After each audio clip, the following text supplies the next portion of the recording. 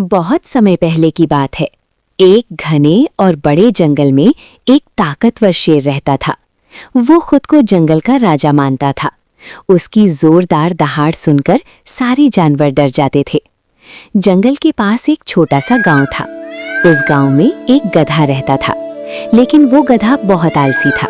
उसे काम करना बिल्कुल पसंद नहीं था।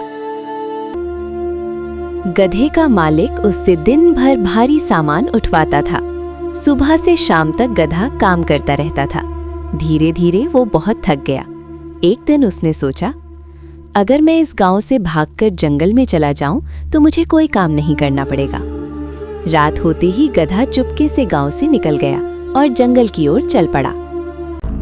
जंगल में पहुंचकर गधा बहुत खुश हुआ।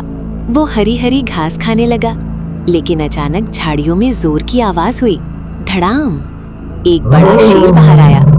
शेर ने गधे को देखा और बोला, वाह, आज तो मुझे बहुत अच्छा शिकार मिल गया।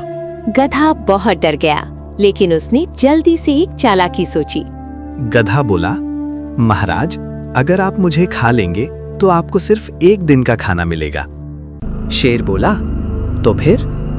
गधा बोला, अगर आप मुझे छोड़ देंगे तो मैं आपको रोज नया शिकार दिला सकता हूं। शेर को यह बात पसंद आई।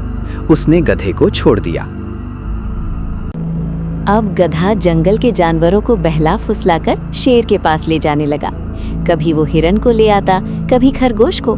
शेर आराम से शिकार करने लगा। धीरे धीरे जंगल के जानवर कम होने लगे। सभी जानवर समझ गए कि इसमें गधे का हाथ है। जंगल के जानवरों ने एक मीटिंग बुलाई। लोमड़ी, बंदर, हिरण और भैंस सब मिलकर एक योजना बनाने लगे। लोमड़ी बोली, हमें गधे को सबक सिखाना होता। अगले दिन बंदर ने गधे से कहा, जंगल के दूसरे हिस्से में एक बहुत बड़ा हिरन है। अगर तुम शेर को वहां ले जाओगे तो उसे बहुत बड़ा शिकार मिलेगा। गधा लालच में आ गया। गधा तुरंत शेर को वहां ले गया, लेकिन जैसे ही शेर वहां पहुंचा, चारों तरफ से जानवर आ गए। बंदर पेड़ों से पत्थर फेंकने लगे।